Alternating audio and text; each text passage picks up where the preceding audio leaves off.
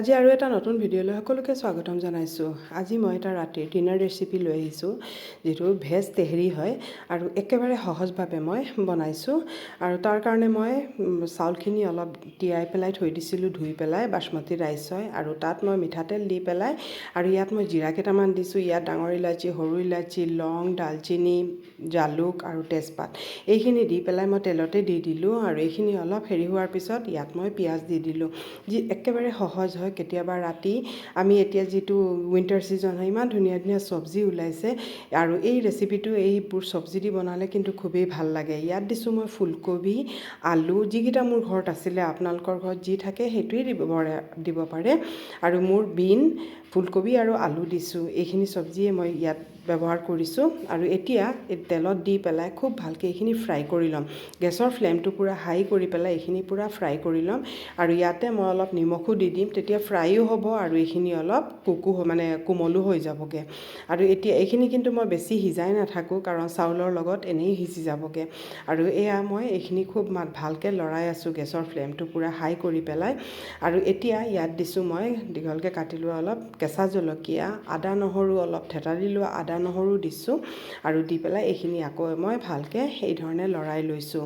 আৰু ইয়াত দিছোঁ মই হালধি গুড়া আৰু জিৰা ধনিয়াৰ গুড়ি দিছোঁ, বা আপোনালোকে অলপ বিৰিয়ানী মছলাও দিব পাৰে। আৰু ইয়াত মই দিছোঁ অলপ জলকীয়াৰ পেষ্ট বা গুড়া জলকীয়াও দিব পাৰে। এইখিনি দি মই খুব ভালকৈ এইখিনি আকৌ মই মিক্স কৰি লৈছোঁ, যেতিয়া গোটেই মছলাখিনি যাতে ভালকৈ মিক্স হৈ যায়। আৰু ইয়াত দি দিছোঁ মই 2টা ডাঙৰ বিলাহী কাটি থোৱা, এই ধৰণে সৰু সৰুকৈ অলপ কাটি লৈছোঁ। আৰু এইখিনিও ইয়াত দি দিছোঁ। দি পেলাই এতিয়া গেছৰ ফ্লেমটো মিডিয়াম কৰি পেলাই আৰু 5 মিনিট মই অলপ ঢাকি থৈ দিম, মছলাৰ কেঁচা গোন্ধটো গুচি যাবগৈ। আৰু এইখিনি কিন্তু মই ইয়াত পূৰা সিজিবলৈ নিদিওঁ, কাৰণ ইয়াত যদি আমি সিজাই লওঁ তেতিয়াহ'লে পিছত চাউল দিয়াৰ পিছত বেছি সিজি যাব। বেছি সিজি গ'লে ভাল নালাগে। আৰু চাউলখিনি অলপ তিয়াই থৈ দিছিলোঁ এঘণ্টামান, এইখিনিও ভালকৈ ফুলি গ'লগৈ। আৰু এতিয়া ইয়াত দি দিছোঁ। আৰু চাউলখিনি অলপ লাহে লাহে লৰাব লাগিব, কাৰণ চাউলখিনি ভাঙি যাবগৈ। এইখিনি তিয়াই থোৱা চাউল হয়। আৰু এতিয়া ইয়াত মই পানী দিছোঁ। পানী কিন্তু ঠাণ্ডা কেতিয়াও নিদিব, গৰম পানী দিব। ইয়াত মই গৰম পানীহে ব্যৱহাৰ কৰিছোঁ। আৰু এতিয়া মই এইখিনি প্ৰথমতে ইমানখিনি পানী দি পেলাই তাৰপিছত মই অলপ উতল আহিবলৈ দিম। এতিয়া গেছৰ ফ্লেমটো পূৰা হাই কৰি দিম। আৰু এতিয়া এই ধৰণে ৰাতি আপোনালোকে বনাব পাৰে, খুবেই ভাল লাগে ৰেচিপিটো খাই পেলাই। আৰু খুব সহজো হয়। কেতিয়াবা একো বনাবলৈ মন নগ'লে এই এটা বস্তুৰেই বনাই পেলাই খাব পাৰি। আৰু এতিয়া এইখিনি উতলিবলৈ দিম। এয়া চাওক উতল আহি গৈছে। আৰু এতিয়া যিখিনি পানী আছে এইখিনি অলপ শুকাইছে। অলপ চেক কৰি চাইছোঁ, দেখিছোঁ যে চাউলটো অলপ টানেই হৈ আছে। সেইকাৰণে মই ইয়াত আৰু অলপ পানী ব্যৱহাৰ কৰিম, কাৰণ গৰম পানী হয়, পিছত দিলেও একো কথা নাই, উতলা গৰম পানী হয়। আৰু এতিয়া এইখিনি এই ধৰণে মই দি লৈছোঁ। আৰু দি পেলাই অলপ যেতিয়া শুকাব, কিন্তু পূৰা শুকাই পেলাই মই ঢাকি নিদিওঁ। আৰু ইয়াত দিছোঁ মই অলপ গৰু ঘিউ দিলে তাৰ ফ্লেভাৰটো কিন্তু খুব ভাল হয়। আৰু এইখিনি দি পেলাই আকৌ অলপ মই লৰাই ল'ম। মই লৰোৱাটো খুব লাহে লাহে কৰিছোঁ। আৰু এইখিনি লৰাই পেলাই তাৰপিছত যেতিয়া অলপ পানী দেখিছে নহয়, অলপ অলপ আছে, সেই সময়তে মই ঢাকি দি দিম। তেতিয়া চব্জি, চাউল গোটেইখিনি খুব ধুনীয়াকৈ সিজি যাবগৈ। আৰু গেছৰ ফ্লেমটো একেবাৰে ল' কৰি দিছোঁ। তাৰ লগত খাবলৈ মই এটা চাটনি ৰেডি কৰিছোঁ। তাৰ কাৰণে মই আমলখি লৈছোঁ, চাটনিটো হেল্ডি হয়।